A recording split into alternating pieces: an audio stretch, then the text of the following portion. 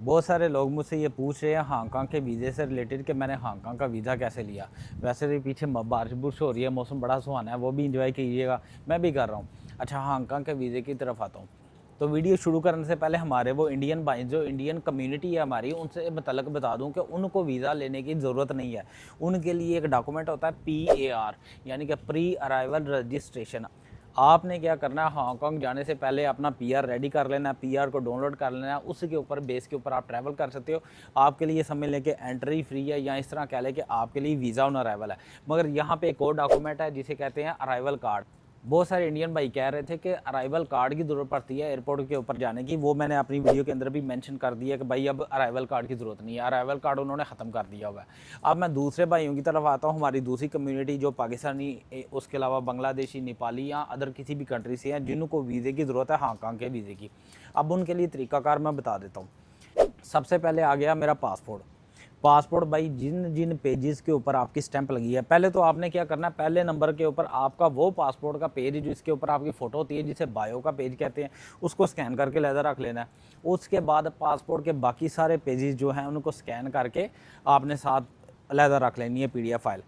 तो ये दो आपके पास फाइल होगी। अब क्या करना है आपने, परमिट की बात आती है। अगर तो आप पाकिस्तान से अप्लाई कर रहे हो और पाकिस्तान में ही रहते हो, आप बांग्लादेश से अप्लाई कर रहे हो और बांग्लादेश में ही रहते हो, तो फिर तो आप किसी किस्म का परमिट देने की ज़रूरत नहीं है। मगर हमारी बहुत सारी कम्युनिटी जो कि दूसरे कंट्रीज़ में रहती है, कोई दुबई में रह रहा है, तो मलेशिया में रह रहा है, कोई थाईलैंड में रह रहा है, किसी और कंट्री सऊदीया वगैरह में, किसी भी कंट्री में आप रह रहे हो, तो आपको वहाँ पे जो आपके पास परमिट है ना, वो आपने PDF फाइल करके, यानी कि स्कैन करके PDF फाइल बना के वो आपने साथ लगाना है, इसलिए वो अपने पास रख लें। ये चीज़ें हो गई। उसके बाद फ़ोटो मैंने क्या किया कि एक वाइट बैकग्राउंड के साथ फ़ोटो लेके वो रख ली। आपके पास वाइट बैकग्राउंड के पास साथ फ़ोटो नहीं है, या फिर आप क्या कहोगे कि मैं यार सेल्फ़ी बना के उसको काट छाँट कर लूँ, ये काम नहीं करना। और तीसरी बात, अगर वाइट बैकग्राउंड के साथ फ़ोटो है आपके पास मगर हाथ में है, कंप्यूटर में नहीं है, मोबाइल में नहीं है, तो फिर आप किसी फ़ोटोग्राफ़र के पास जाओ, उसे कहो कि आपकी फ़ोटो खींचे। वो वाली फ़ोटो को स्कैन नहीं करना। वो फ़ोटो को स्कैन करोगे तो उसके अंदर डिटेल्स नहीं होती, सिस्टम उसको डिटेक्ट नहीं कर पाता। तो आपने क्या करना है कि उस फोटोग्राफ़र को बोलना है कि मेरी एक फ़ोटो खींच के तो मुझे व्हाट्सअप कर दो या आपको ईमेल कर दे, तो आपने वो अपने पास रख लेनी है। ये कंप्लीट हो गया। उसके बाद है जी बैंक स्टेटमेंट। मैंने क्या किया था, लास्ट 3 मंथ की बैंक स्टेटमेंट को अटेस्ट करा लिया था बैंक से। ये आपकी मर्ज़ी है, आप जिस भी कंट्री में रह रहे हो वहाँ से आपने क्या करना है, बैंक स्टेटमेंट को निकलवा के उसको अटेस्ट करा लेना है, यानी कि उसके ऊपर चोप करवा लेनी है। इसके बाद आती है सैलरी स्लिप्स। सैलरी स्लिप जिस मुल्क में आप काम कर रहे हो, जिस कंपनी के पास आप काम कर रहे हो, उस कंपनी की आपने सैलरी स्लिप्स लेनी है। मैं आपको एक और चीज़ यहाँ पे मेंशन कर दूँ, अगर आपकी सैलरी 3000 है, 3500 है, या सैलरी 2500 है, 1800 है, 1700 है, तो आप हांगकांग का वीज़ा ना अप्लाई करना भाई, रिजेक्शन के चांसेस हैं। अगर आपकी सैलरी 4000 से ऊपर, यानी कि 4800 और से 5000 इसको टच कर रही है, 4800 आपकी मंथली सैलरी है, या 5000 है, 5200 5300 इतनी सैलरी टच कर रही है, तो फिर आप ये वीज़ा अप्लाई करो। अब वो बंदे जो कहते हैं यार हमारी सैलरी है, मेरी तरह जो कहते हैं कि यार मेरी तरह जिनकी सैलरी 1800 है, वो कैसे 5000 की स्टेटमेंट शो कराएंगे स्टेटमेंट में कि 5000 की हमारी सैलरी है। तो मैंने इसका तरीकाकार बताया हुआ है, मैंने मेंशन किया हुआ है स्टेटमेंट किस तरह बनानी है प्रॉपर। मैंने एक वीडियो बनाई हुई है, उसके अंदर मैंने बताया क्या करना है क्या।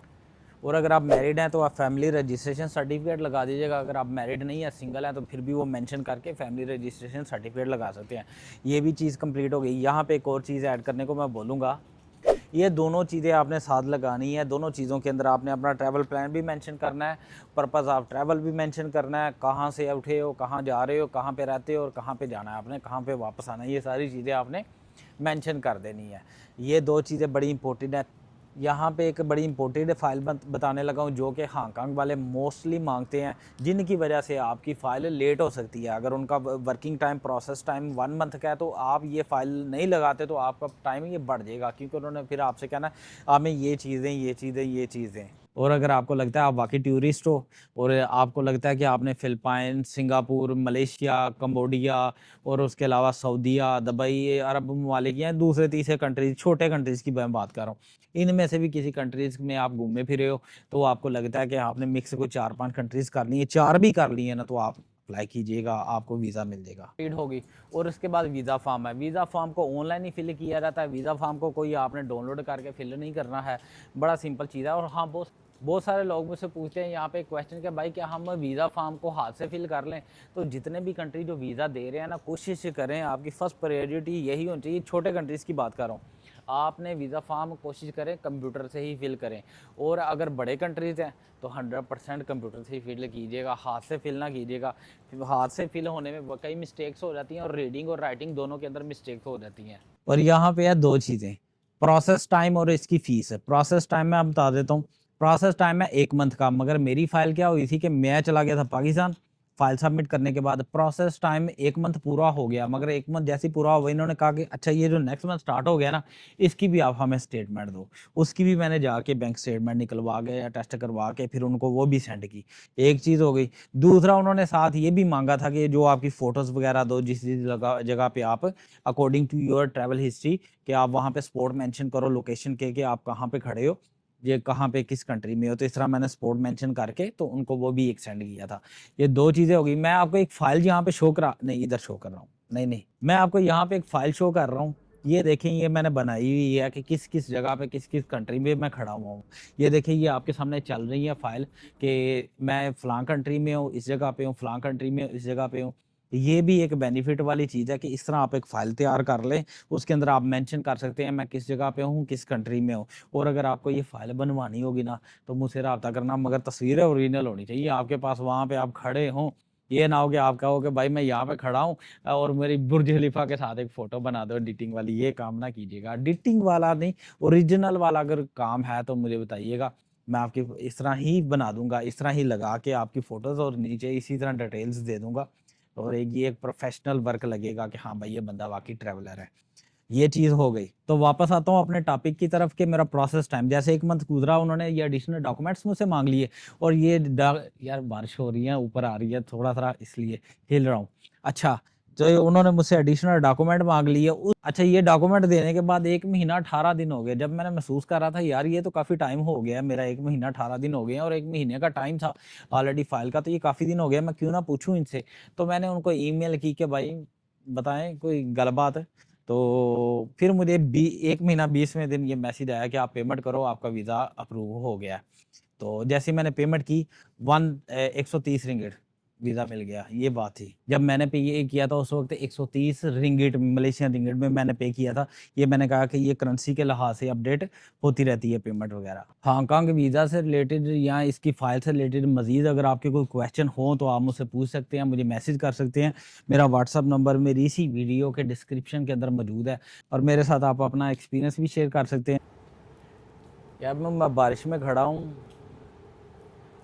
यार मैं बारिश में खड़ा हूँ, तुम तो बारिश में नहीं खड़े। अच्छा, एक बात बतानी रह गई कि बहुत सारे लोग कह रहे हैं कि फिर वीज़ा कैसे मिला? वीज़ा ये है कि वो ईमेल पे आ जाता है, जिस ईमेल से आप अप्लाई कर रहे हो, उसी ईमेल पे वीज़ा आ जाएगा कि जी वीज़ा को आप डाउनलोड कर लो। उसी वक़्त आप डाउनलोड करके उसको प्रिंट आउट करके साथ ले जाओ। हाँ, उसके अलावा एयरपोर्ट्स के ऊपर आपको पता ही है ज़लालत होती है हम जैसे लोगों की कि ये वीज़ा जाली है, ये वीज़ा ऐसा नहीं है, वैसा नहीं है, वो सारा होना है, वो सब के साथ होना है। अगर आपने यूरोप का वीज़ा ले लिया, किसी भी पाकिस्तानी ने, बांग्लादेशी ने, किसी छोटे कंट्रीज़ वाले ने, तो फिर ज़लालत होनी है एयरपोर्ट के ऊपर, वो होती ही है। तो अब मैं मज़ीद इसको एक्सप्लेन नहीं करूँगा। और ये वो उन लोगों के लिए जो ट्रैवलर हैं समझते हैं इस बात को, जो नए-नए हैं ना, जो जिनको जस्ट मलेशिया में हैं या आप अपने कंट्री में दुबई में सिर्फ काम कर रहे हैं, या सिर्फ बांग्लादेश वाले भाई या पाकिस्तानी भाई या इंडियंस भाई जो सिर्फ थाईलैंड या एक ही कंट्री में काम कर रहे हैं, आगे वो उन्होंने ट्रैवल नहीं किया, वो घूमे फिरे नहीं, या उनको पता नहीं है इस बात का। तो पुरानों को सबको पता है कि क्या होता है एयरपोर्ट्स के ऊपर जब आप किसी बड़े कंट्री का वीज़ा ले लेते हो। हाँ, मगर एट दी एंड जाने देते हैं, ये ऐसा भी है कि मतलब कि टेंशन ना लो कि आपको जाने नहीं देंगे, एट दी एंड जाने देते हैं। बस ये है कि रसीदें-रसूदें जो आपकी वीज़े की होंगी, स्लिपें-स्लिपें वो सारी सँभाल के रखना, वो साथ ले जाया करो।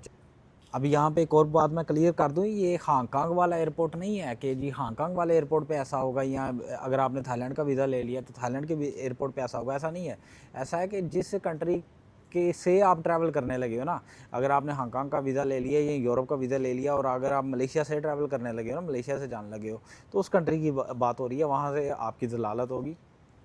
बाकी आगे जो है ना, कोई मसला नहीं। ये थी वीडियो, ये थी इन्फॉर्मेशन। वीडियो अच्छी लगी तो वीडियो को लाइक कीजिएगा, चैनल को सब्सक्राइब कीजिएगा, अपना बहुत सारा ख्याल रखिएगा, दुआओं में याद रखिएगा। अस्सलाम वालेकुम।